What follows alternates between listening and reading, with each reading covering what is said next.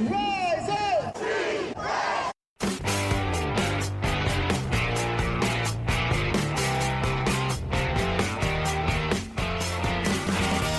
This is the Rise Up See Red podcast, all about the Arizona Cardinals and the NFL, featuring insider and outsider perspectives. Enjoy the best hour of Cardinals talk on the web. Now here are your hosts, Jess Root and Seth Cox.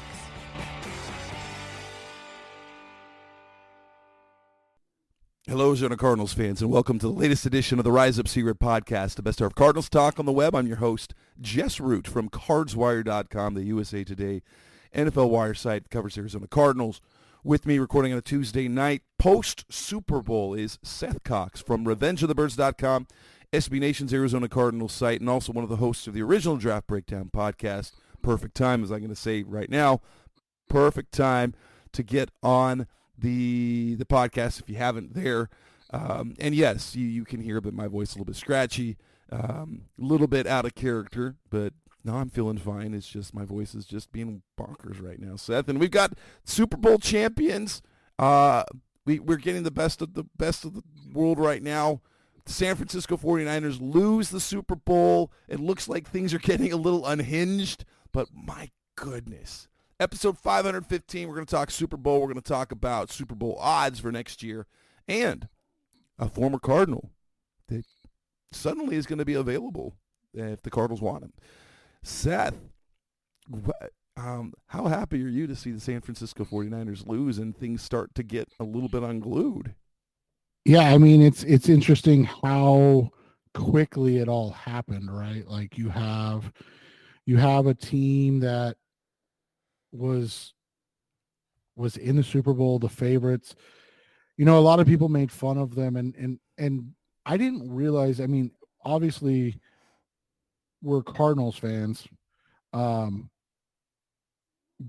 I didn't realize how many people outside of San Francisco and even outside the NFC West truly did not like the 49ers, and the joy that they've gotten from this specific team losing is insane to me, because you have a team that, I mean, from the outside, they're annoying, but they didn't seem completely unlikable, right? Like they're coming off now, and now you're seeing it. And you're like, oh, no wonder nobody likes these guys. And everybody was kind of, even though they were begrudgingly rooting for Kansas City, you kind of see now why everybody's like, oh, it's fine that KC won again. Because it's just, I mean, the Niners are just like really unlikable, and it's just an interesting juxtaposition to see that playing out in real time. I mean, for those that don't know what we're talking about, starting guard John Feliciano of the San Francisco 49ers took to Twitter or X or whatever they call it now to defend or stand up for his teammate Colton McKivitz. McKivitz was getting a lot of blame from you know, media that, and quite frankly, there's a reason Jess and I don't screen record and send out plays. And the reason why is because a lot of times you just don't know the assignment. Like, you can have an idea of what you think is supposed to go on, but sometimes you just don't know the assignment. And a lot of people blamed McKivitz for the third and goal play in overtime, where they just decided not to block Chris Jones, the best defensive player in the game. And interesting strategy. I mean, that's a bold strategy, but no, Feliciano wanted everybody to know it was definitely not McKivitz's fault. So that leaves one person on that side at right guard, and that was the injury replacement for Feliciano, Spencer Buford, who came to his own defense of, damn, dude, I just was logging on Twitter and see this. and now, you know, Feliciano's apologizing because, you know, he was drunk and hungover and you know, he didn't mean it. and except he did. You don't And say that stuff. You don't accidentally. Like, you right. might accidentally say what you're thinking, but you don't accidentally think that. That's Yeah. the thing. It's like, no, And he's apologizing that he said it publicly. That's all. yeah, and then you have Brandon Ayuk's brother that's saying things like, this is the exact reason why we leave in San Francisco. Thank you, 49ers, for drafting my brother. We are forever grateful. Why does your all-pro 1,300-yard receiver have 3 catches in the Super Bowl? Yeah, it's an interesting fall quickly, right? Like, you know, obviously the Cardinals lost the Super Bowl really before Twitter was even a thing. I think it was 2009 was when Twitter began, and they lost that Super Bowl in February of 2009. So no one was tweeting anything back then. And we've seen fans and media take to Twitter to really kind of go off, but we've never seen, at least that I remember, and you can correct me if I'm wrong, but we've really never seen a team have some of these breakdowns that we're seeing from San Francisco. And my buddy Kyle Posey, who runs Niners Nation, even after the what did they have today? My goodness. The press conference, thank you, that the 49ers had, where Kyle Shanahan was asked whether Steve Wilkes will be back. His response was, I expect all our coaches to be back. And Kyle kind of put it succinctly. He said, that's real. I can't guarantee that anybody in the world will be alive on Sunday. like, yeah, I expect all our coaches to be back. I haven't thought about it because I'm still pissed off that I blew another 10-point lead in the Super Bowl. So isn't it great though? Like, these storylines continue. Like, one, right. Don't bet against Patrick Mahomes. Okay, we've been saying it, and so why? It didn't make any sense. I got why San Francisco was favored, but for crying out loud, Kyle Shanahan, he was the author, he was the protagonist of the 28-3 debacle in the Super Bowl with the Falcons as offensive coordinator when Tom Brady brought the Patriots all the way back and beat the Falcons in overtime. He was the head coach of the 49ers when they had a 20-10 lead entering the fourth quarter of the Super Bowl 4 years ago, and they lost, and they got outscored 21-0 in that fourth quarter. They had a 10-point lead this time, and they gave it up. But, granted, it was I will say this, and going into that halftime, when they finally got some points on the board at Kansas City, I'm like, San Francisco was outplaying them by a lot. And the fact that Kansas City was a score away, I'm like, this is bad for San Francisco. Kansas City is not a team that you can let hang around because of the way they play defense. They're going to come back. They're going to figure things out. And totally that's what happened. By the way, Jess, I think you and I both need to brag a little bit. We did. You only missed one thing, but we hit the money line. We hit obviously the against the spread, and I was lucky enough to get the hook on the under. You were unlucky enough to get the hook on the over, but man, we pretty much called that as you needed to, and that's what's crazy to me is you look at this game and there were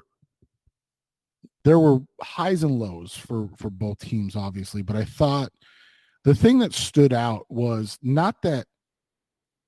it's not that Brock Purdy can't win you a Super Bowl or be the quarterback of a team that wins a Super Bowl. It's that he can't win you a Super Bowl, if that kind of makes sense. Like, when you look at the juxtaposition of Patrick Mahomes willed his team to the Super Bowl and Brock Purdy was fine. I mean, Yeah. Well, you look about this, like, as a quarterback, you've got to get your guys in position to make plays.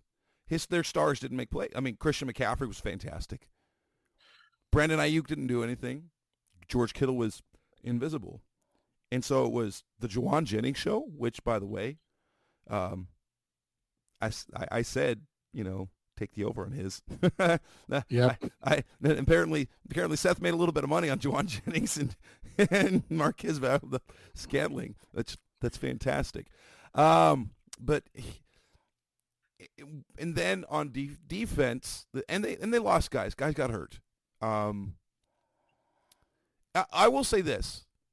The 49ers came out because I felt like the 49ers defense had looked very vulnerable over the last month and a half. And the kind of like, and we know that when the Cardinals put up their rushing numbers that they did, it was when they didn't have Javon Hargrave and they didn't have Eric Armstead playing that game. And so when they get rushed for 200 yards, that made sense. But they hadn't been good against the run since then. And I was worried about them. I mean, I thought that was going to be a major problem. And they came out and their defense against Patrick Mahomes and against that rushing attack, Isaiah Pacheco, was absolutely stellar. It was stellar early on. And they petered out. I mean, obviously they lost Drake Greenlaw. Oh, awful injury. Those non-contact injuries. Like he popped his Achilles just running on the field. That was terrible. Yeah, and that's one of those that, again, we're not fans of the 49ers. We weren't on the Brock Purdy train. We had a podcast about this whole thing, but the last thing we want to see is a guy go down, especially a guy go down, that's as good as Drake Greenlaw, but also like the way he did, like you said, like literally just running on the field. Like it's just such a sad way to go out. And it's interesting because I wanted to get your opinion. You and I have heard ad nauseum, for right or wrong, right. I don't know if I have an opinion, but about the turf conditions in the field at State Farm Stadium, especially in the Super Bowl last year when the Cardinals weren't even in charge of the grass, but that's neither here nor there. But it's interesting that field had all those issues, and you still see, and then you see a guy go down on a non-contact injury on the sideline, and we didn't have the same negative outcry energy that we had with the Cardinals. Now, I'm not going to say that's what happened because, it could have just been one of those situations. I mean, I can tell you when I blew out my ankle in August, and when I did it, I was at the park with running drills with kids. Like it just, sometimes it happens, but, and obviously, Dre Greenlaw is a, much better athlete than me. But it's crazy to see that happen just in that moment, in that situation. And they're not to be, and I'm not saying that I expect there to be, this ungodly backlash, but it's interesting that there was basically no backlash, right? It was just kind of like, oh, it was a non-contact injury. It happens, whatever. And especially after we've had to listen for years about the turf at State Farm Stadium. Yeah, I do think, like, and from what I heard from, saw from reporters and things like that, is that the turf at Allegiant Stadium was getting high marks. And yeah, again, the league handles the grass. The Super Bowl, the teams don't. And apparently last year's was overwatered, and so was softer and wetter and a little bit whatever, but neither here nor there. But yeah, I mean, to look at it, and you and I talked about it off the air, and it's, it's kind of it's interesting how how life works, right? Like you and I have a conversation on Thursday, or I guess it was last Tuesday, technically. No, it was last Thursday, where we discussed, some free agents to be on each side of on each team. And we mentioned Oren Burks, and, he's kind of the third linebacker in that linebacker room. He's obviously just like, he's not a bad player, but he's obviously, and this isn't hindsight, it's just he is not anywhere near, Fred Warner or Drake Greenlaw. Right. He's the other linebacker. He's the other, like all those years, like when you had the 49ers and the Seahawks, you've always had, you're like Bobby Wagner, KJ Wright, and who's the other guy? And the same thing with the 49ers. You got Fred Warner, Drake Greenlaw, and then who's the other guy? That other guy's Oren Burks this year. And after Greenlaw's injury, you have the numbers. It was unfair what Mahomes did to Burks on the field. And it was unfortunate, because again, Oren Burks can't control that. Like he's not these guys, right? He's not Greenlaw. He's not Fred Warner, but 9 catches allowed on 9 targets with a touchdown. During the playoff run, what you saw was what makes Patrick Mahomes and Andy Reid and Travis Kelce, obviously, but Marquez Valdez-Scantling was the one that caught the touchdown on Burks. And that's the thing that people don't get is, a lot of it was Kelce, but the 49ers, and specifically Steve Wilks, they put a lot on their linebackers. They allow them to run with wide receivers from the slot because, well, quite frankly, they can. They're good enough to do it. And the problem, and my buddy, who's a huge 49ers fan and was here watching the game here, and that was his biggest lament or complaint about the whole situation was, why are you staying in the same defense when you have Oren Burks on the field and not Drake Greenlaw anymore? And what makes Patrick Mahomes special? There's a lot of things, but we're being able to work with Andy Reid and really, take advantage of situations like that is just, it's just crazy to see a duo play at that magnitude and be that good. And they really are. I mean, they're kind of unheard of and unmatched from anything we've ever seen, because as great as Belichick and Brady were or are, or however you want to phrase it, Belichick wasn't calling the offense. And to see, Reid and Mahomes together and what they've done and the career arc that Mahomes is on, especially now. I mean, 3 Super Bowls already, man. That's in 7 seasons. That's just, it's unheard of. And as Cardinals fans, we can lament a lot of things, but it's crazy to see the NFL go from Tom Brady to Patrick Mahomes in the same century. I mean, like, it's almost like there's they didn't skip a beat, and these guys, like 10 Super Bowls between these two guys in this century is just absurd. Yeah, and I'll point this out again. Last year, before last year's Super Bowl between the Eagles and the Chiefs, I did a short podcast and I wrote about it as well, about kind of some Cardinals connections. And after the Super Bowl win for the Chiefs, I pointed out how this third Chiefs championship brings up 3 big what-ifs for the Cardinals, and it's threefold. Because if we go back in time, now obviously we're not going to, but I'll basically sum it as this. They should have had Andy Reid. They could have had Patrick Mahomes. And they should have had Chris Jones, in that order. Because the Chiefs they basically stole Andy Reid away from the Cardinals, interviewing him at the airport where he was waiting to fly to Arizona to take the job here after Ken Whisenhunt was fired. The Cardinals were sitting in 2017. Then we go to Chris Jones. Chris Jones. When we talked about that draft, like Chris Jones was a big question mark because of character / off the field stuff.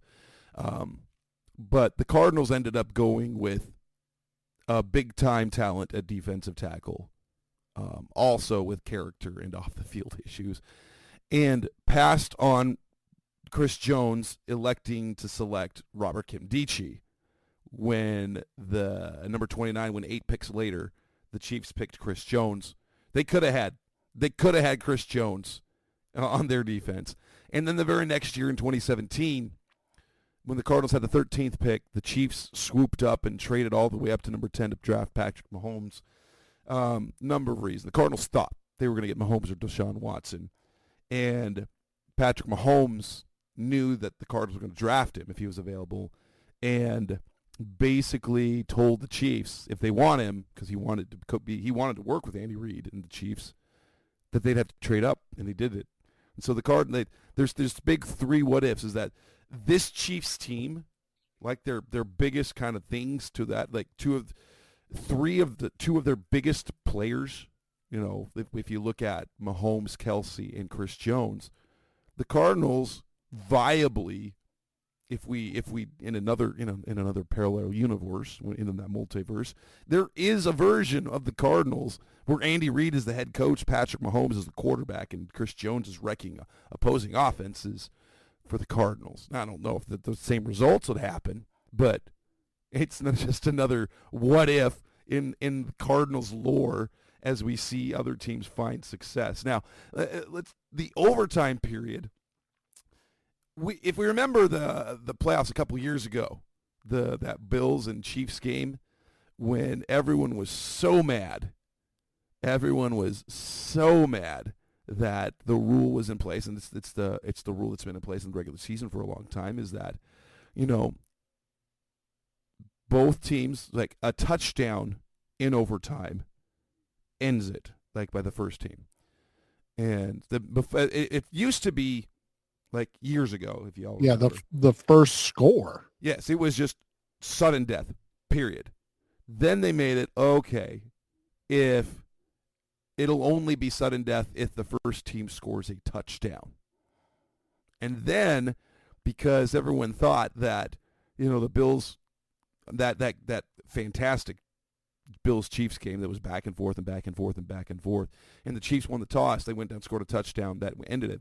They made it so that for the playoffs, that guaranteed both teams would get the ball. And this is the first time since that rule came in that there was an overtime game in the playoffs. And so when the official explained, we have a new ball game, both teams will have a chance to possess the ball no matter what happens. San Francisco wins the toss. They choose to receive. And Kansas City seemed well prepared. And after the game, Kyle Juszczyk talked about how we didn't know, we didn't know the rules. Kansas City guys are saying, Chris Jones is like, we practiced that for 2 weeks. We practiced all through the playoffs. After all, they're saying they created that rule because of us. And so they were always going to, even if they won the toss, they were going to take the ball second, and they would have gone down. Had San Francisco scored a touchdown on their first possession, they were going to go for 2 for the win. And so that would have been a fantastic ending. Kyle Shanahan later. And they probably would have run the play that they scored the game-winning touchdown on. Probably. And that would have been, oh my gosh, that was so heartbreaking. Now the one thing I will say, watching the game live, in my house with my family, so I got the concept. But the one thing that I wasn't sure of, and I questioned it, was like at the end of the overtime period, that 15-minute period, Kansas City seemed to be not worried about the clock at all. And I thought that had the time expired while they were still on their first possession, then the game would have been over because they did have a chance to possess the ball. Turns out That wasn't the case, and that's why. But when it was getting down to 12 seconds, everyone was watching. What are you doing? Why aren't you getting? No, it's because. And I looked up the rule later. It said if the period ends while the second team was still possessing the ball, then it would just go to the next quarter. They would have had a 2-minute break, and it would just been like a next new quarter. And Tony Romo made mention of that, but the telecast didn't make it super clear. But everyone who's watching the game is like, "What are you doing? Time's running out." And it didn't matter. They scored a touchdown anyway. La-di-da, they win. Did you feel like overtime was mishandled by either coach? You and I talked a little bit about it off the air, and the thing that I've come away from this is that and I didn't have a problem with anything that happened. But when you say, or when your thought process is, we wanted the third possession, what that's telling me is that you're assuming that the other team is going to score. And to be fair, I mean, you and I both agree. I mean, we've lauded Patrick Mahomes' entire podcast. That's a fair, safe assumption. I mean, that's probably a good assumption from their perspective. However, I think that's where the calculation for me didn't compute, because if you take the ball first and then you come to the realization, or you're stating that, oh, we're going to play for the third possession, you're saying that if we score either a field goal or a touchdown, we are not going to get the stop that we need. So we want that third possession.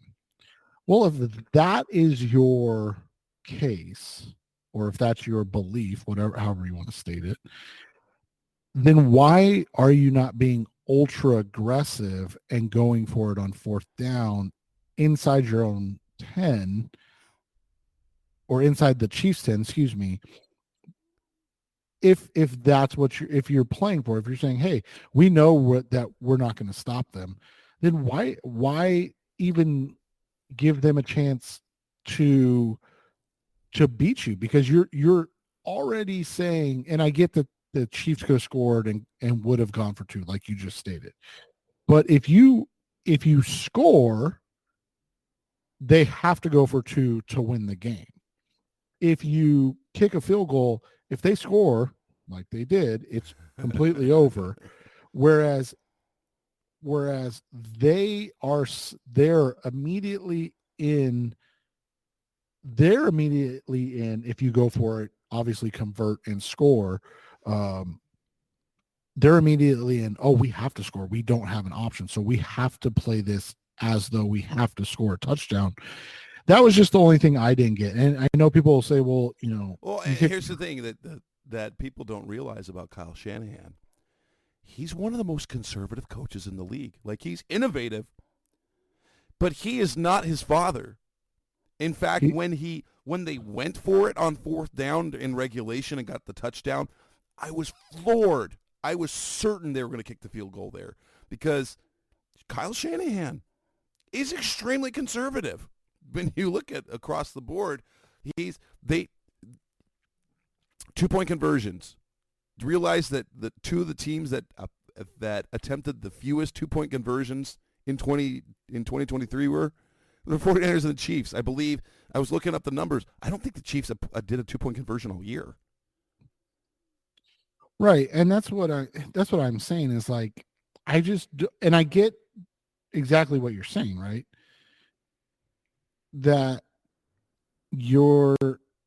that's not your identity, that's not who you are. But I just don't understand the thought process of, we wanted the third, like, I don't get that. I get it, because, like, if there is a third possession, we want to be the ones to have it. And I do understand that, but I would think that at that point that you're playing more aggressively, because you're going to force them to to have to go for two in that situation. Obviously, you don't know that they're going to go for two, but you're saying like, hey, they're going to have to, score to tie us. We're not going to, because that's the other thing is like,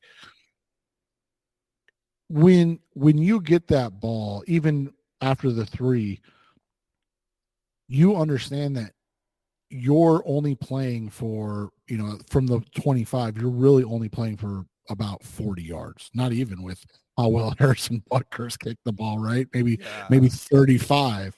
And so you're saying to yourself, we trust that our defense will stop Patrick Mahomes and give up, only 35 yards. Well, if you look at it, in the third and fourth quarter, they had the interception that started the quarter. Then they had the punt. And then from there, it was 47. They did only go 8. Touchdown, 69 field goals, 64 field goals, 75 touchdown.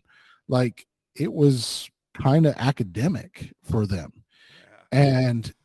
And the Niners, to concede that they were going to give up, or, that the Chiefs were going to score no matter what. And I get that philosophy. I truly do. Like, I'm not trying to say anything, but to say that, oh, we're not going to stop them because, so we want that third possession. It just, I think you have to change your mentality at that point, on how you're trying to run that game. Yeah. If we want to bring it back to like the cold quarterback thing, because there's a lot of NFL players, like former and current NFL players who are, and I feel bad for Brock Purdy because he's so polarizing. Like, I can't imagine. I don't know if we've seen another player get talked about so much by other players than Brock Purdy has. But if you look at it, and it is what it is. Like, we're not saying that he's bad and he's not great, but you look at the 49ers, Purdy could not help the 49ers overcome their miscues, the blocked extra point by Jake Moody, and then the muffed punt. Ultimately, the game went to overtime because of those. But he couldn't overcome that. Patrick Mahomes, when he threw an interception, Isaiah Pacheco fumbled in the red zone.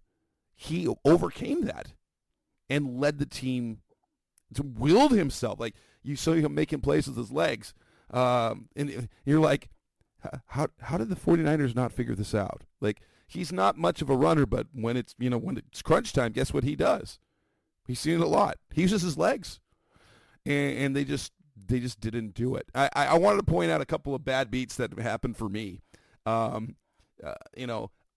went with rather just a straight money line. I went with the alternate spread for the Chiefs, and I went -3 because of the. So I ended up with the push. Now I knew that that they don't kick the extra point in on a game-winning score in overtime because it's done, but. That was just, I could have gone with the -2.5, and I just had to go -3, and I ended up with the push there. But here's my worst one. And it was, I had Brock Purdy over 12.5, and you know what he had? He had 13 until the kneel down. He had 13 until the kneel down to end regulation, and then he didn't run the ball again. So yeah, that was a terrible beat. That was a terrible beat. That was a bad one. I thought all the Kittle bets were tough. I mean, those aren't bad beats, but man, that was rough to watch. I mean, you're talking about one of the most important players in the game to only have 2 catches for 4 yards. I thought, obviously we nailed the Marquez Valdez-Scantling, Jawan Jennings, Justin Watson, Noah Gray, Kyle Juszczyk, yes. Yeah. First play of the game, man. I mean, nice to get that out of the way quickly. And then I think we needed to hit our other ones. I mean, we talked about Eric Armstead, Javon Hargrave, and George Karlaftis, and all those guys hit their marks as well. There's a reason we told you to stay away from Nick Bosa. He was fantastic. but no sacks, so that made his. Pacheco hurt me. Well, because the San Francisco's run defense was so good. I had Pacheco on the over and then laddered him to 70.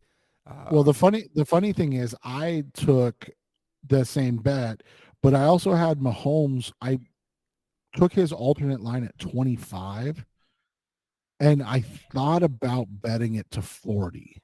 I was like, and I just couldn't pull the trigger. That one was obviously hindsight, and then the other one was Justin Watson. Man, I said he was going to be that kind of guy to get those check down targets. I didn't expect that big long 25-yard gain, but if I would have taken his 25-yard, it was like plus, I think it was like plus 200.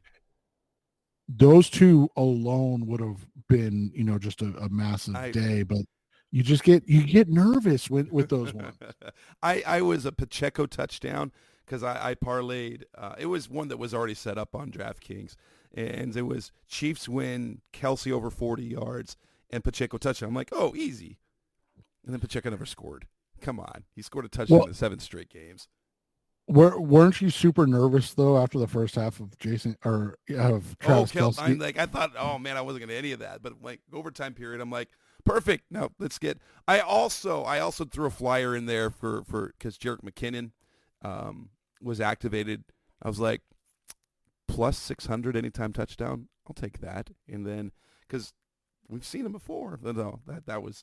But I was a bad beat. I broke even. Like I just can't admit I had a couple of nice wins, but then I ended up breaking even because I made a couple of just dinky little things that didn't make though. I was that bad beat on Brock Purdy's kneel down, and then an Isaac Pacheco touchdown from having a really good Sunday.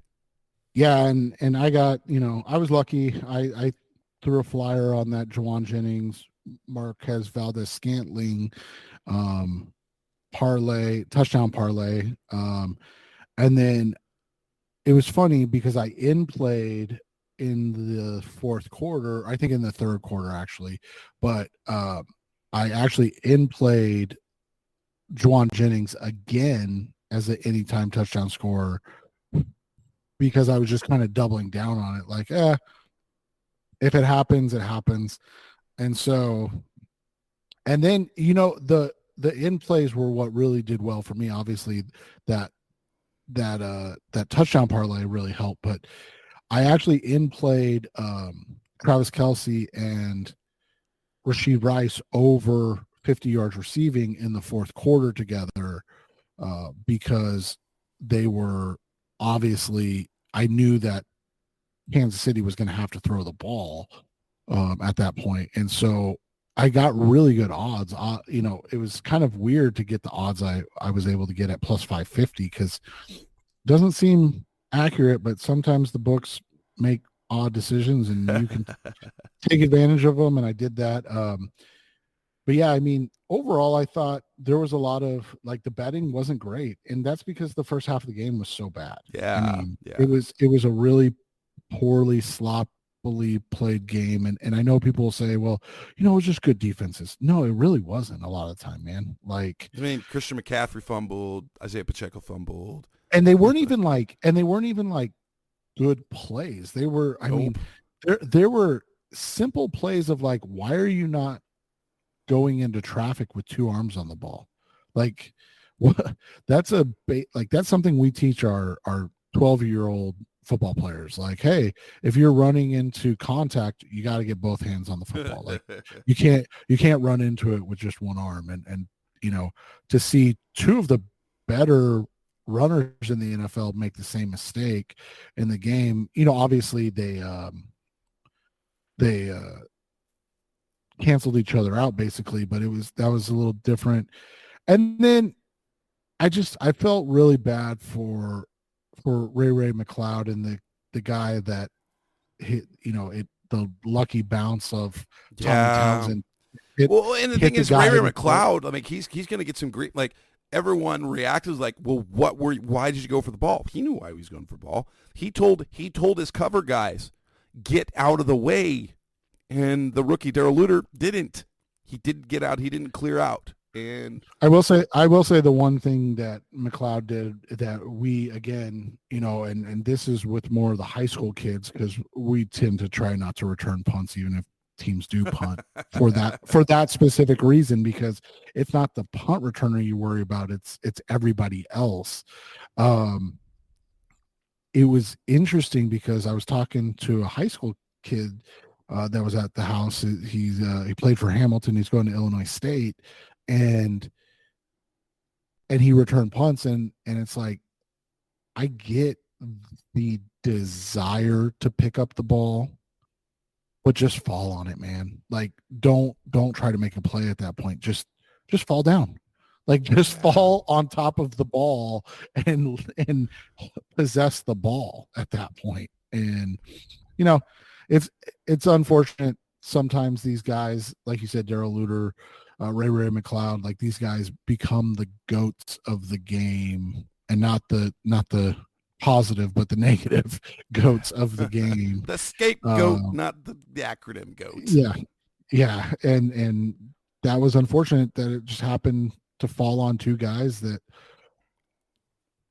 played a big outcome in the game without really having much to do with the game itself. Coming up next on the Rise of Secret podcast, the best of our Cardinals talking about. We got a couple of the talk about next up. 2024 Super Bowl 59 odds are already out. Where do the Cardinals sit? What do we think of it? That's coming up next on Rise of Secret. We're back on the Rise of Secret podcast, best of our Cardinals talk on the web. Super Bowl 59 odds immediately released after the result of the Super Bowl. And, I mean, the Cardinals are long shots, but it looks a little better, doesn't it? They're not the longest shots. There are many teams with longer odds than they do now. Like, I don't think there's any question about why the teams are at the top. The 49ers are the favorite at plus 500, Chiefs at plus 750, Ravens at plus 850. Those are basically your favorites. Then you get into the contenders. You got Bills and Lions at plus 1,200. This is on BetMGM, of course. Bengals at plus 14, Cowboys and Eagles plus 16, and then the Dolphins at plus 2,000. And so those are basically your competitors, and you get into the dark horse teams. And the Cardinals are all the way down at plus 8,000 or 80-1 odds to win next year's Super Bowl. But I found it, there are two major takeaways for me just on seeing those odds. Is one, there are 6 teams that have longer odds. If we remember this time a year ago, they had the longest odds, or were tied with the longest odds with the Texans, or maybe some sports books had the Texans with slightly longer odds. But the Cardinals were viewed universally as the worst team going into 2023. And now they're just viewed as a just a long shot, just a run-of-the-mill long shot. You've got the Broncos, Patriots, Giants, Titans, Commanders, and Panthers, which all have longer odds. But interestingly, you look at the teams that they are tied with in terms of odds at plus 8,000. Raiders, Steelers, and Seahawks. That one's funny to me. Not overly surprising on the Seahawks with the new coaching staff and all of that. And I think it was interesting that they ended up not being able to get Chip Kelly as their OC. But, not sure what happened. Chip decided he wanted to stay in college but not recruit as hard, so now he's the offense coordinator at Ohio State, right? So that should be interesting. But yeah, I mean, it's always a little more when the unknown. And so, like, a lot of those teams, like you mentioned,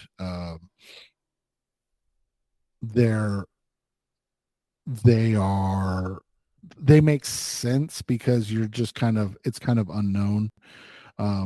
Ryan Grubb's an interesting one because obviously never been an OC at the NFL level. And so we'll see how that works out for them. I'm interested to see what their plan is, really. I mean, obviously Mike McDonald is a fantastic coach, but you just brought in a guy that has basically never been the OC of a big time program, even like because Kalen DeBoer was always technically like the play caller. So it'll be interesting to see how that works out for them. The other ones, I mean, I don't think it's overly surprising. Do you? Like the Commanders, No. kind of the same boat, and their rosters kind of garbage, and their owners kind of weird right now. Like, so to see all this, the Panthers are in an interesting spot. The Titans, I honestly think that they could be really bad. Obviously, like we said, the Panthers are an unknown, but I think the Titans could be really, really bad, man. Yeah.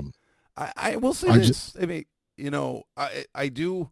Maybe I should take slightly more offense at the odds the Cardinals have, because if you look at all three teams, the Raiders, Steelers, and the Seahawks, what are they all? What is kind of the common thing that all three have?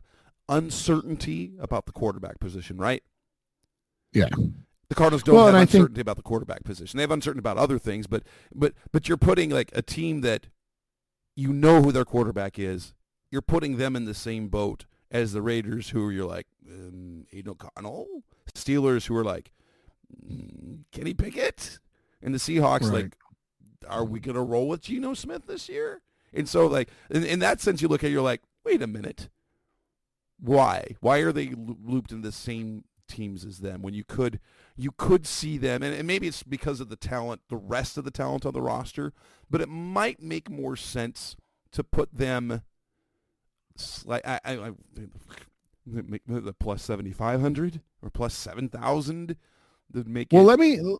let me ask you this: the Falcons, the Colts, the Seahawks, and the Saints, and then you mentioned the other teams. Why are the Cardinals not in that tier? Let's say? Like I don't understand why the Falcons are above them. I don't. They do so. They're like they're a quarterback away from being good, right? That's how I viewed them last year. I agree, but what's their avenue to get a quarterback? That's kind of my question. True. And then Raheem Morris has never had any success as an NFL coach. So as an NFL head coach, sorry, he's been a good defense coordinator. And then to that extent, like the Colts, we're both big Anthony Richardson fans. We think he's a good player, but I think he only played 3 games, right? Like, like, and I know they went 9-8 with Gardner Minshew, but they lost 2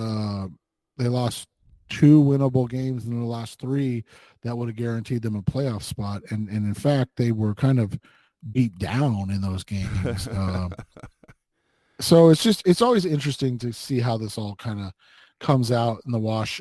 The big thing is, and what I like to do is, you mentioned it, you take this now. So the initial reaction before any roster moves are made, before anything happens, at plus 8,000, and you have to look at that and you say, hey, there are 6 teams that are worse than the Cardinals going into this year, and there's 4 others that are the same or the equivalent of them. That puts them as a fringe top 20 team going into the offseason, which, like you said, this time last year, universally one of the worst 2 teams in the NFL. So everyone's saying, like, are the Cardinals going to win a game? They're going to sit Kyler Murray the whole year. They're hiring this new head coach. He's going to get fired after one. Like, everyone thought, like, and in fairness, for most of the year, the Cardinals were as bad as, at least record-wise, were as bad as everyone thought they were going to be. Yeah, and I mean, and there's nothing to hang your hat on. I want people to understand that. Like, we are very excited about what the future holds, but at the same time, what happened this year is only a building block or a step, and if they don't take that step next year, then this year was obviously I don't want to say fool's gold, but it was basically, we shouldn't have gotten excited about it, right? Like we got excited about nothing.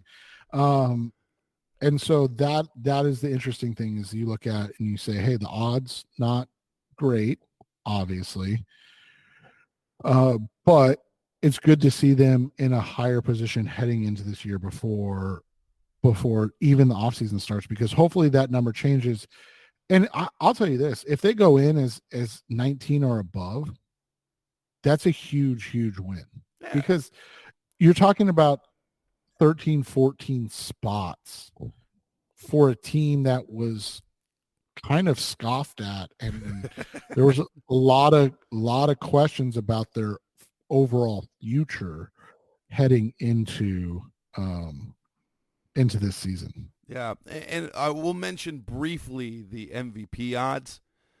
Kyler Murray in the same boat as Justin Fields, although I don't necessarily agree with that. Kyler Murray at plus 5,000. You know, if you want like that range, not because I think Kyler Murray will be the MVP, but if there's a player in that, you know, if you look at the players in that range of odds, Kyler Murray at 50-1, throw a few bucks on that, because we have seen Kyler has an MVP ceiling. We've seen him play at that level. And, you know, the offense, like we said, it's close. They're a great number one receiver away from having a very good offense. And what's really interesting to me isn't the plus 5,000. I think that's a fair area. And like you said, where he's at is fair. What's interesting to me isn't even Justin Fields. Like, you get him on the right team, yada, yada, yada. Anthony Richardson being plus 4,000. He's plus 3,500 on BetMGM. What the heck? Like, that's a baffling, again, big fans of Anthony Richardson, but we're talking about a guy that played 4 games, completed less than 60% of his passes, had 3 passing touchdowns in 4 games, and a quarterback rating of below 90. Like, it's not like we're talking about a guy that was lighting the NFL world on fire offensively. And so, we'll see how that comes along. Like I said, the rest of them I don't even care about. Like, I genuinely, like, all those guys are playing on a better team, or should have those odds because they had a better overall season than Kyler. But man, to see that's the one I truly don't get, where I'm like, it's an interesting one. Throw $5 to $20 on those Kyler odds. I think that at least where he's at, because of what we believe what we saw at the end of last season, what we believe the Cardinals are going to do in the offseason. I think at plus 5,000, even though most guys, that's a stupid, like, anytime you get odds that long, like, why bother? But that one's worth, like, throw $5 on that, and you're not going to miss. You're not going to miss $5. One, and the potential payout is certainly worth it. Right. Coming up next on the Rise of Sierra podcast, best of Cardinals talk on the web, we will talk one little off-season thing, and that is a former Cardinal. Is there trouble in Philly? Because Haason Reddick apparently is available for the Cardinals to trade for if they want. That's coming next on Rise of Sea Red. We're back on the Rise of Sea Red podcast, best of Cardinals talk on the web. Suddenly over the Super Bowl weekend, we got a report that the Philadelphia Eagles have granted Haason Reddick permission to seek a trade. That's news. We didn't know that Haason Reddick wanted to trade. The fact of the matter is, he didn't ask for a trade. He wants a contract extension. He's entering year 3 of his 3-year, $45 million contract. He has no guarantees left on his deal. He's got $14.25 million due in salary. There's a $1 million roster bonus due in March, and he's going to turn 30 years old. Now, you cannot question the production he's had. 4 straight double-digit sack years. He had 11 sacks last year. He had 16 for the Eagles the year before. Haason Reddick, the big-time pass rusher, going to be available. He wants to sign an extension and stay in Philadelphia, but we know how the business works, right? Should the Cardinals make a call to Philadelphia? And after all, Cardinals do have the connection. Jonathan Gannon was his defensive coordinator. It was when he had his career-high 16 sacks. Nick Rawlis was his linebackers coach. So he'd make and he plays a position of absolute need for the Cardinals because they have no pass rushing juice. If we recall, they had 1 sack over the final 6 games, and that wasn't actually a sack. That was running out of the bounds by Justin Fields for no gain when Dennis Gardeck was 2 yards in front of him. So he definitely would help. First off, would you go after him? And 2, why would you or why would you not? It's one of those situations where obviously in the short term, I think it would be an ideal, reunion. I'm not sure what his situation is with Arizona in general, like if he would be okay with that, or, since Steve Keim is gone, if he would be, more apt to coming back. That being said, here's the bugaboo on this. 30 years old, man. He'll be 30 years old on September 22nd this year. Yeah, and we 2 years ago, remember when he signed the deal for Philadelphia? We knew, you knew, that the Cardinals wanted to bring him back. Philadelphia's money plus him being from there, yeah. It was too much. There was no way the Cardinals were going to go over that. But that 2 years ago, he's only 2 years older, right? Yeah, and so he is, out. This is his last year on that 3-year, $45 million deal. He's a free agent after this year. They save $1.2 million. They don't save any money. Yeah, they basically save nothing. I'm assuming with the contract, they're probably going to expect a day 2 pick, not the contract, with how old he is, a day 2 pick. But if Reddick is truly saying hey, I want to be extended, and he's earned probably in the realm of $20 million a year, and we're seeing defenders get paid that at 30 years old now. Do you want to pay Haason Reddick a 3-year, $60 million contract? That's real. And I'm not saying that's what he's asking for or anything like that, but that's the question you have to ask. Is that what you want to do? And if y'all remember, if we go back to 2 years ago in the offseason, when we talked about his deal, we said that 3-year, $45 million was really kind of the perfect deal. I would have loved to see the Cardinals pay him that much, because we talked about this. We've been talking about Haason Reddick since before the draft, since before he was drafted by the Cardinals in 2017, and before he turned out to be a good pass rusher, we knew he was undersized, and the fact that he's had the success he had is because of his elite athleticism. But we have always kind of felt that after it probably is not going to happen this year, but after this year, when he hits that age 31 season, his elite get-off is going to lose just a little bit, and he's not going to be special as a pass rusher.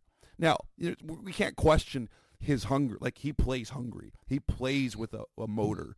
But the second you take that absolute best first step and he becomes an ordinary pass rusher, he's a liability on the field because he can't do some of those other things because of his size. Would he be great for the Cardinals this year? Absolutely. The question is, would he be worth it? And at age 31 and 32, And and we always felt like after age 30, that's why we thought this was the perfect contract for the Eagles, is because after this year, at age 30, it's going to be really hard to rely on someone whose success is pure athleticism. Athleticism plus motor, but is he going to be like, he'll be a more athletic Marcus Golden, but not as big. Yeah, and it's just to the point now where you're talking about a guy who, it has the last 4 years put up, insane numbers. I mean, we have to acknowledge the 50 the 50 and a half sacks or whatever, right around there, that he's had over the last 4 years. Like he is a legitimate 13 sack a year guy over the last 4 years. And hasn't missed a game in the last, he's never missed a game. Never been injured. And yes, we can lament how he was utilized and the fact that he was, miscast for a number of years here, like every other team would have coming out. But the reality is that this roster isn't a 30-year-old pass rusher away. Now, that doesn't mean that if you go into the season and you're, 6-2 and that you are a pass rusher away, that you don't, make the move.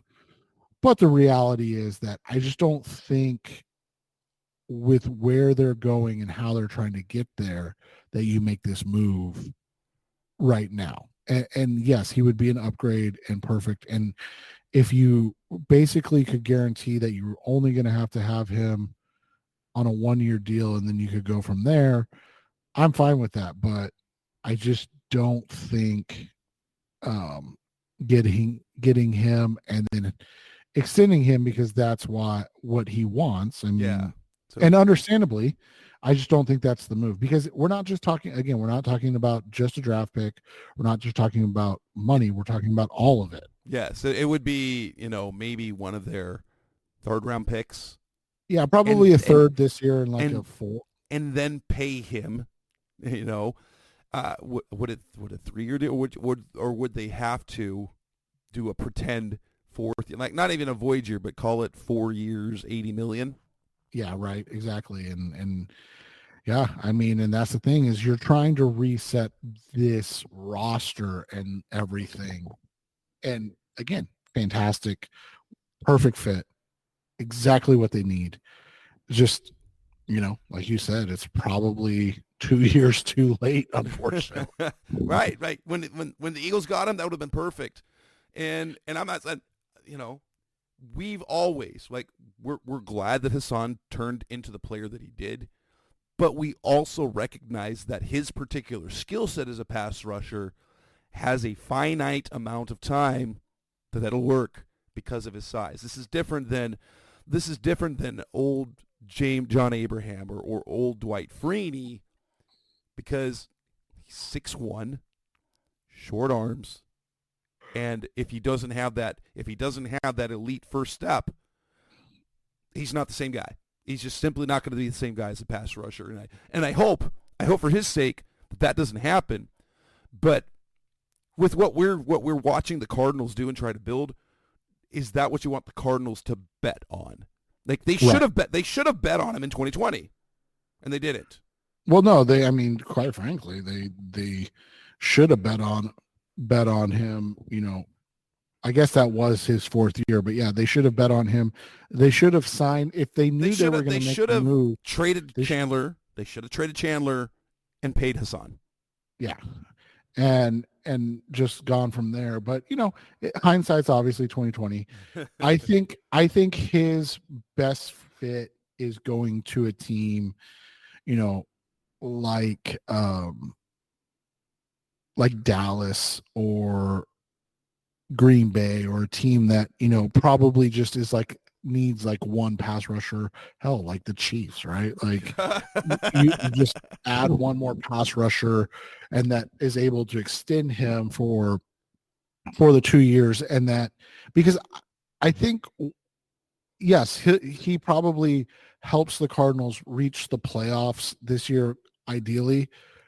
But like the question you have then is, where is he at next year? Is he going to be a guy that can get you 13 sacks, or is he already down to 7.5, 8 sacks, and then year 3. I will say, if you can bet on that, if even if he takes a step back, if a guy like B.J. Ojulari then takes a big step, because then he's still like year 2, but then year 3, when Haason's taken a step down, if Ojulari is a big time pass rusher, you're offsetting those costs essentially. Yeah. Because you're getting big production on a rookie contract while you're getting mediocre production on a giant contract. Right. But with that, who knows?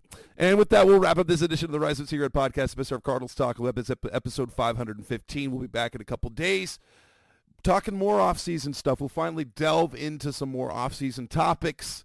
That's Seth Cox. I'm Jess Root. Thanks for listening. We'll be back in a couple of days. Thanks for listening to the latest edition of the Rise Up See Red podcast.